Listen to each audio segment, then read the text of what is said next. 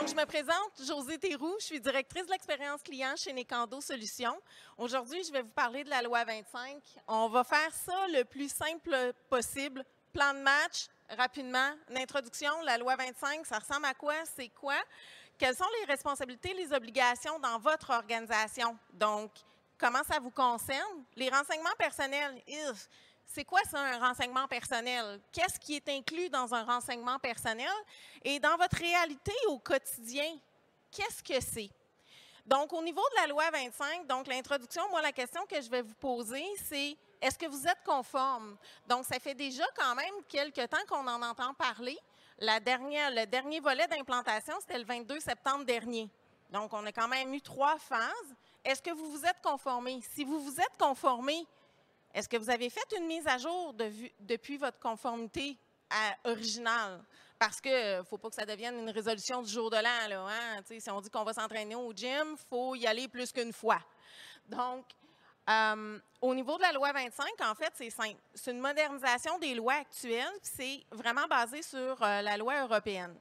Donc, les lois RH restent en vigueur, les lois fiscales restent en vigueur. On vient ajouter des éléments à ça concernant les renseignements personnels. Il y a des sanctions qui peuvent être mises en application si on ne respecte pas cette loi-là. Une loi, c'est une loi, c'est comme ça. Il y a des sanctions administratives, il y a des sanctions pénales qui peuvent être assez salées, puis disons que ce n'est jamais vraiment prévu dans notre budget. Hein? Vos responsabilités, vos obligations. Est-ce que je fais un petit touch point là. Est-ce que vous m'entendez bien? C'est bon? Super. Donc, saviez-vous que dans votre organisation, il y a une personne qui est responsable des renseignements personnels? Donc, cette personne-là, on l'appelle la PRP. Est-ce que vous le saviez? Oui? De facto, là, cette personne-là, c'est la personne qui hiérarchiquement est la plus haut placée, le président de l'entreprise. Pas tout le temps évident que le président de l'entreprise va être responsable des renseignements personnels puis veut avoir le rôle de PRP. Donc, on peut le déléguer, ce rôle-là. C'est important de le savoir. Ensuite de ça, il y a des registres d'incidents parce qu'un incident, qu'est-ce que c'est? Un incident, c'est ce qui peut se produire, c'est il y a un renseignement personnel qui vient d'être divulgué. On va voir un peu plus tard comment des renseignements personnels peuvent être divulgués. Bon, il faut respecter les lois qui sont en vigueur. Il y a des règles sur le consentement. Consentement des candidats. Le candidat, il nous dit, oui, c'est sûr, moi, je consens à ce que tu regardes mon CV puis que tu utilises mes renseignements pour pouvoir communiquer avec moi. Je veux passer des entrevues, je le veux, le travail. Mais il y a des consentements avec les employés aussi. Les employés, on a une panoplie d'informations les concernant. Donc, qu'est-ce qu'on fait avec ces renseignements-là, nous, dans notre organisation? Comment on traite ces renseignements-là? L'évaluation des facteurs de risque à la vie privée, c'est important. Les outils qu'on utilise, les outils technologiques, les partenaires technologiques avec lesquels on travaille, est-ce qu'ils sont conformes? Comment ils traitent les renseignements personnels, eux, à l'interne? Est-ce qu'on est imputable de ça? On veut en connaître un peu plus sur nos partenaires, sur nos outils de travail. Établir des politiques, des pratiques.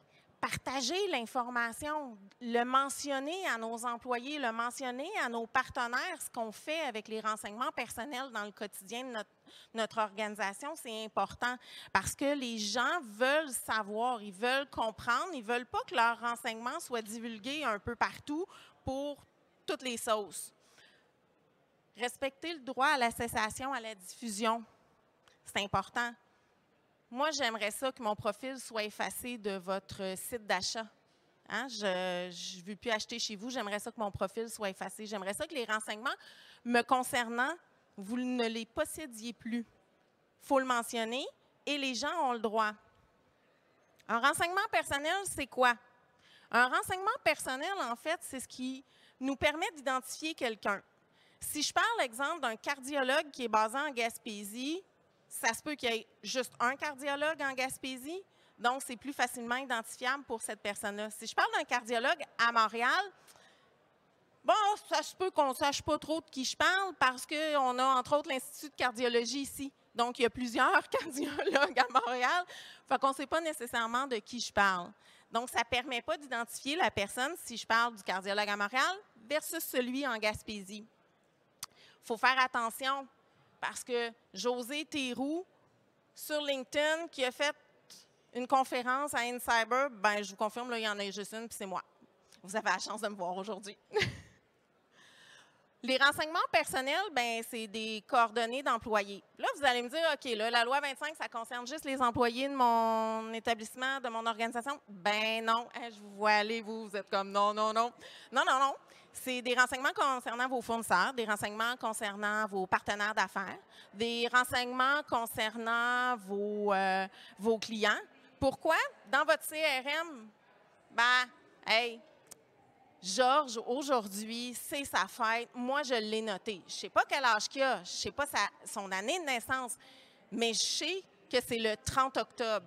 C'est un renseignement qui est personnel. Je l'ai noté dans mon CRM parce que moi, j'aime ça, avoir une bonne relation avec mes clients et avoir une bonne entente. Donc, je veux lui souhaiter bonne fête. Donc, même dans notre quotidien, parce qu'on travaille avec des humains, parce qu'on veut des relations qui sont privilégiées, qui sont familiales, proches, bien, on s'assure d'avoir des petites informations comme ça dans nos systèmes. Donc, on a des renseignements personnels. Renseignements personnels aussi, dossier médical hein, des employés, ce qu'on partage aux assureurs, un congé d'invalidité, des choses comme ça, il faut partager de l'information.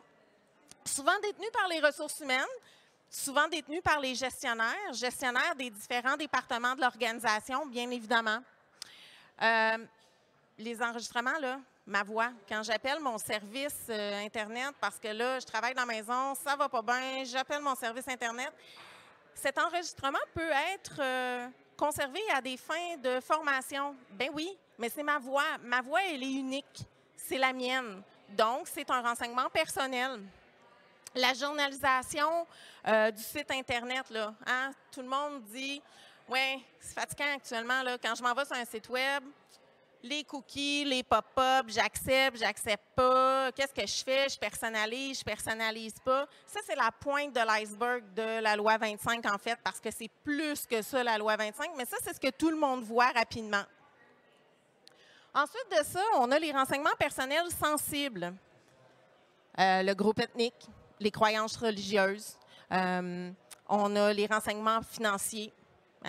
Faut payer nos fournisseurs. Là. Le fournisseur de café qui nous fournit du super bon café pour tous nos employés, là, le lundi matin, question qu'ils se réveillent de leur week-end, bien, il faut le payer. La biométrie, on va voir souvent des horodateurs en entreprise, particulièrement dans les entreprises alimentaires, parce que c'est plus facile. Donc, cette information-là, elle est biométrique. Saviez-vous qu'il fallait que ce soit approuvé par le CAI? La Commission d'accès à l'information. Donc, vous ne pouvez pas juste avoir un horodateur biométrique pour avoir un horodateur biométrique. Vous devez le faire approuver par le CAI. C'est important.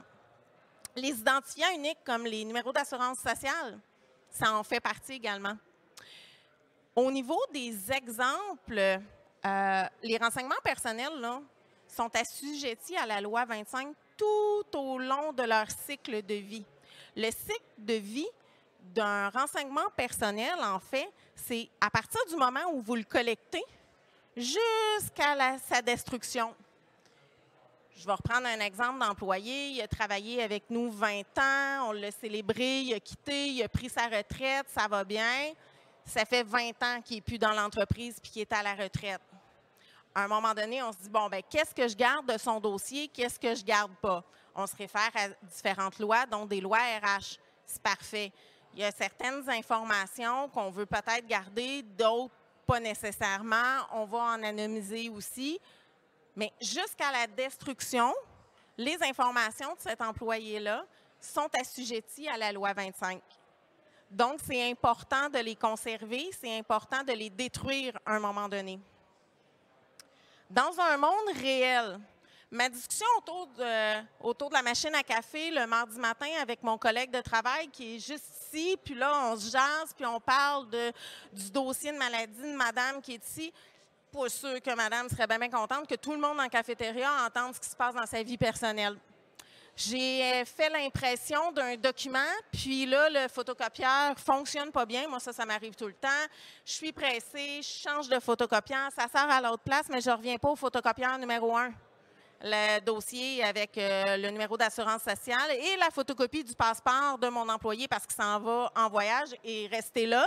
Et là, c'est monsieur ici qui tombe dessus. Pas super.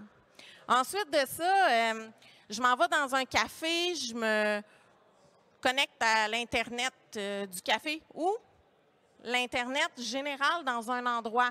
Je me connecte, ben, je mets mon ordinateur et toutes ces informations contenues à risque parce que c'est un réseau public.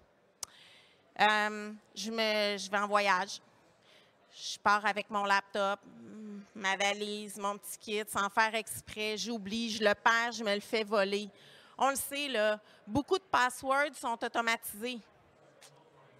Craquer un ordinateur, c'est pas très complexe. On le rouvre, plein de passwords automatisés, plein de renseignements personnels qui viennent de être partagés un peu à droite et à gauche. Donc ça, c'est des exemples concrets, des exemples faciles qui font partie de votre quotidien.